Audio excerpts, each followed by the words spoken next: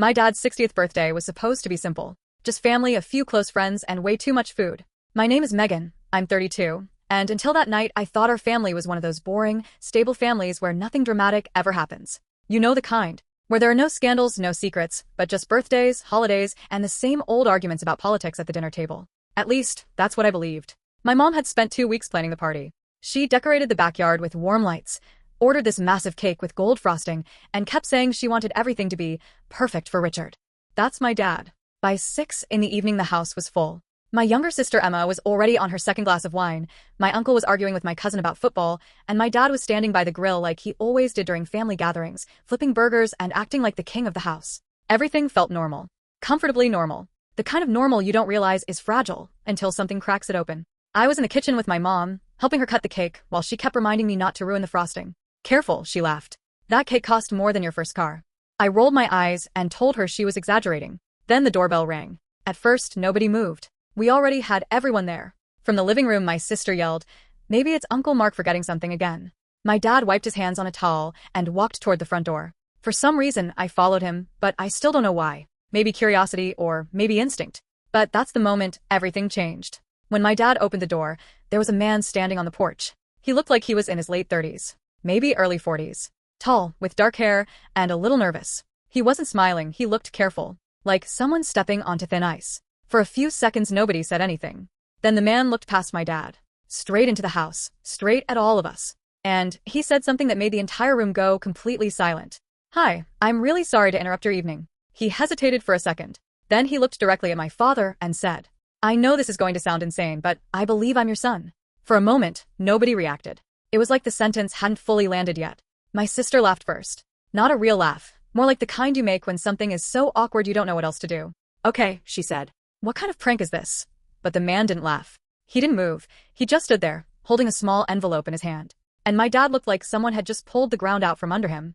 I had never seen his face like that before. He wasn't confused, not angry and terrified. And that's when I realized something. This man wasn't joking. And somehow, my dad already knew it. For a few seconds, nobody said anything. It felt like the whole house had frozen. The music from the backyard was still playing, people were still talking near the grill, but right there in the hallway, it was like time had stopped. My dad finally spoke. His voice sounded different. Tighter. "What did you just say?"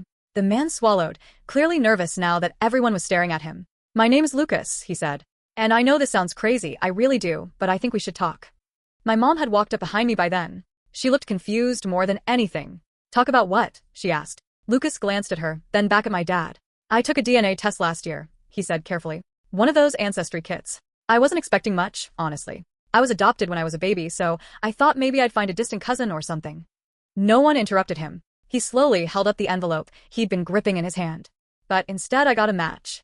My dad's jaw tightened. Lucas pulled a folded paper out of the envelope. "A very close match," he continued quietly. Then he looked directly at my father. "Parent-child match." The words landed in the room like a dropped glass. My sister Emma let out a short laugh again, but this time it sounded shaky. "Okay, hold on," she said. "Are you seriously saying Dad is your biological father?" Lucas didn't answer right away. He just handed the paper forward. My dad didn't take it, so I did. It was a printed report, it was DNA results. Even though I didn't understand all the numbers, one line was impossible to miss. Probability of parent-child relationship, 99.9%. My stomach dropped. Behind me, my mom spoke again, slower this time. "Richard." Her voice trembled slightly. "What is he talking about?" That was the moment everything shifted, because my dad didn't answer immediately. And that silence told us more than any explanation could. Emma looked from Lucas to my dad, then back again.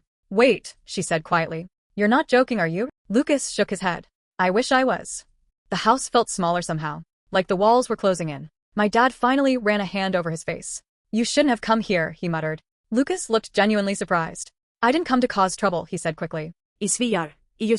I found your name in the adoption file. It was written there, Richard Hayes, same city, same age, and when the DNA results came back." He hesitated. I thought maybe I finally knew where I came from. My mom's voice cut through the room. "Richard." Everyone turned to her. She was staring directly at my dad. Not confused anymore, not curious. It was something else, and something colder. "Do you know this man?" My dad didn't look at her. He kept his eyes on the floor. And that was the moment I realized something that made my chest tighten. This wasn't a misunderstanding. But instead I got a match. My dad's jaw tightened. Lucas pulled a folded paper out of the envelope. "A very close match," he continued quietly. Then he looked directly at my father. "Parent-child match." The words landed in the room like a dropped glass. My sister Emma let out a short laugh again, but this time it sounded shaky. Okay, hold on, she said. Are you seriously saying Dad is your biological father? Lucas didn't answer right away. He just handed the paper forward. My dad didn't take it, so I did. It was a printed report, it was DNA results. Even though I didn't understand all the numbers, one line was impossible to miss. Probability of parent-child relationship, 99.9%. My stomach dropped. Behind me, my mom spoke again, slower this time. Richard. Her voice trembled slightly. What is he talking about? That was the moment everything shifted. Because my dad didn't answer immediately. And that silence told us more than any explanation could. Emma looked from Lucas to my dad, then back again. Wait, she said quietly. You're not joking, are you? And Lucas shook his head. I wish I was. In that moment the house felt smaller somehow, like the walls were closing in. My dad finally ran a hand over his face. You shouldn't have come here, he muttered. Lucas looked genuinely surprised. I didn't come to cause trouble, he said quickly. I swear I just found your name in the adoption file. It was written there, Richard Hayes, same city, same age, and when the DNA results came back. He hesitated. I thought maybe I finally knew where I came from. My mom's voice cut through the room. Richard. Everyone turned to her. She was staring directly at my dad.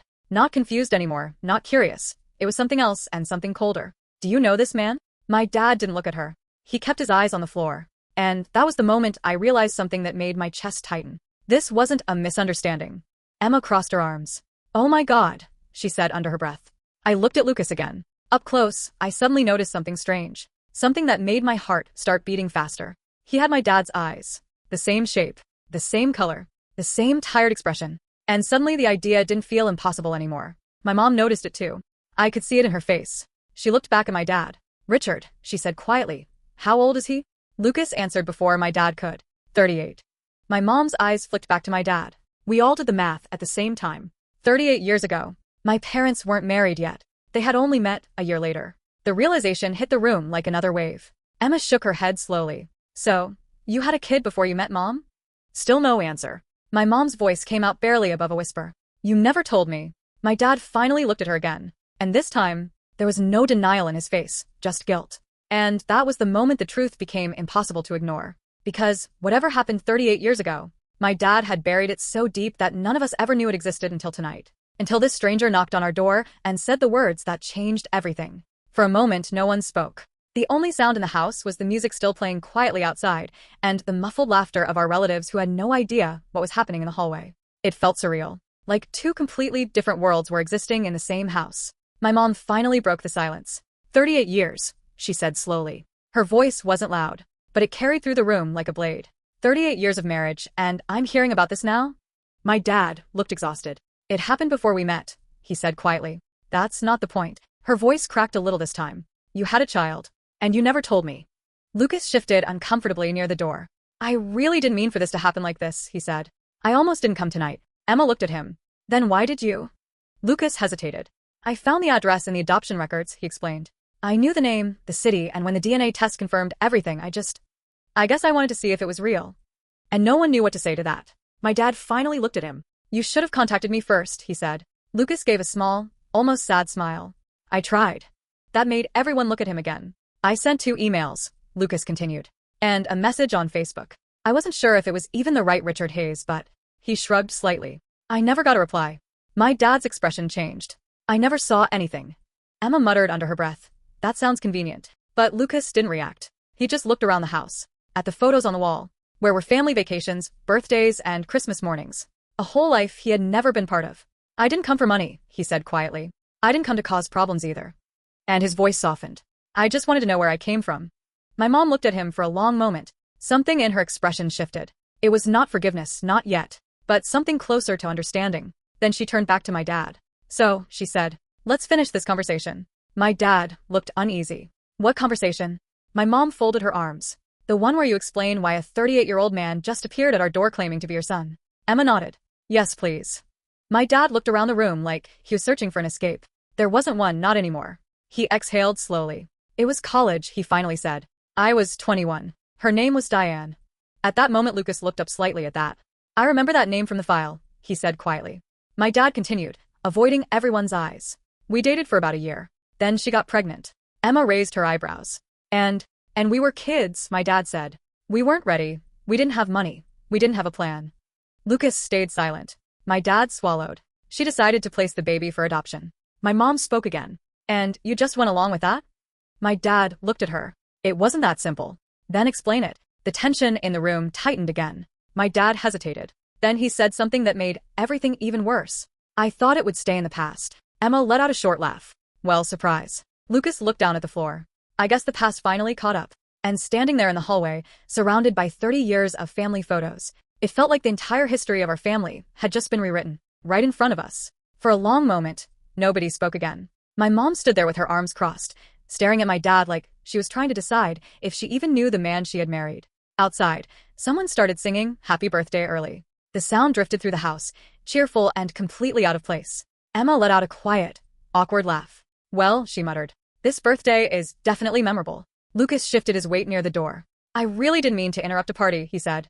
You didn't interrupt it, Emma replied dryly. You detonated it. My dad ran a hand through his hair. This isn't how I wanted this to happen. My mom looked at him sharply. You mean you didn't want it to happen at all? He didn't argue with that. Lucas looked uncomfortable. I can leave, he said again. I honestly didn't expect all of this. His eyes moved across the hallway, across the family photos on the wall. Pictures of Christmas mornings, beach trips, birthdays. 30 years of memories. Memories he had never been part of. I just wanted to see if the story was real, he said quietly. What story? I asked before anyone else could. Lucas looked at me for the first time. My mother didn't tell me much, he said. Only that my father was young, that he was scared, and that giving me up was supposed to give me a better life. She said he never wanted the baby. My mom slowly turned toward my dad again. That's what she told him? She asked. My dad looked uncomfortable. I didn't say it like that. You didn't deny it either. Another silence settled over the room. Emma suddenly looked at Lucas again, studying his face more carefully. You know what's weird, she said. Lucas frowned slightly. What? You look like him. Lucas blinked. Emma pointed at my dad. The eyes. I hadn't wanted to say it out loud earlier, but she was right. The resemblance was impossible to ignore now. Same eyes and same jawline. Even the same way they both rubbed the back of their neck when they were nervous. Lucas noticed it too. I wondered about that, he admitted quietly. My dad shifted uncomfortably. This isn't helping. No, my mom said. But it's the truth. Lucas cleared his throat. There's actually one more thing, he said. Everyone looked at him again. He hesitated like he wasn't sure if he should say it. Then he continued. When I got the DNA results, I didn't just get one match. My stomach tightened. What do you mean? Emma asked. Lucas looked between us. At first, it showed a direct parent match, he said. He nodded toward my dad. But after a few weeks, he took a breath. 2 more matches appeared. My heart skipped. Emma frowned. What kind of matches? Lucas looked straight at us. Half-sibling matches. The room went completely silent again. Emma blinked. You mean? Lucas nodded. I mean you. Emma stared at him, like her brain had stopped working. Wait, she said slowly. You're saying we're the other matches? I didn't know your names at first. The site just showed that I had 2 half-siblings connected to the same parent. My stomach flipped. So, you knew about us before tonight? Only that you existed, not who you were. The room felt strangely quiet again, like everyone was trying to process the same impossible idea at the same time. My mom looked between Lucas and my dad. So, this entire time, she said quietly, you had another child out there. My dad didn't argue. Lucas rubbed his hands together nervously. I really didn't come here expecting a reunion or anything, he said. Honestly, I almost turned the car around 3 times before I got here. Emma let out a small breath. Why didn't you? Lucas looked around the house again. At the photos. At us. I guess I wanted to see where I came from. No one had a sarcastic comment ready this time. The moment felt different now. Heavy and real. Lucas stepped back toward the door. I should probably go, he said. I didn't mean to ruin anyone's night. He reached for the handle. And that's when I finally spoke. Wait. Everyone looked at me, including Lucas. I took a breath, because suddenly something felt very clear. 38 years ago, none of us had a choice in what happened.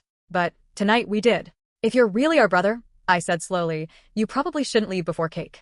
For the first time since he arrived, Lucas smiled. Not a big smile, but a real one. And an hour later, the party looked very different than it had before. The music was quieter, and the conversations were awkward. My mom and dad were sitting far apart. But there was one more chair at the table. And somehow, our family had gotten bigger. Even if none of us knew yet what that was going to mean. So I'm curious. If a stranger knocked on your door and said they were your sibling, would you believe them? Or would you close the door? If stories like this hit you, subscribe.